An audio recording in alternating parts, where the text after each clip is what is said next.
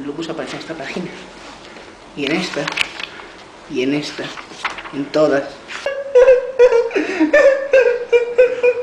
Siempre viene el lupus. Lupus aquí.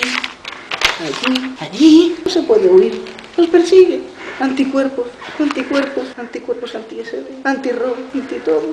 Los anticuerpos anti-ANA dan lupus. Todos son anticuerpos.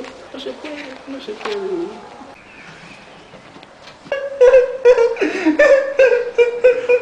Tú también eres lupus. Estoy a la sombra.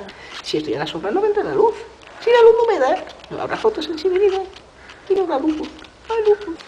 Dios mío, estoy encima de Corti, estoy de anticuerpos y estoy del maldito lupus. Anticuerpos anti-ANA. Anticuerpos anti-ANA. Me estoy hablando de anticuerpos anti-ANA, ¿no?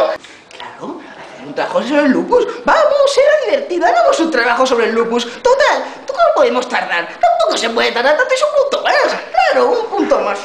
Dejándome de hacer un trabajo con vosotros, ya sé que hacer un trabajo con vosotros es una mierda. Claro que lo sabía. Pero no, hagámoslo. Si total, es un punto más. ¡Claro que sí! ¡Alegría! Ese trabajo era muy fácil. Fácil, claro, muy fácil. Si eso, si se hiciera como la gente normal, coger los síntomas y coger... Pablo.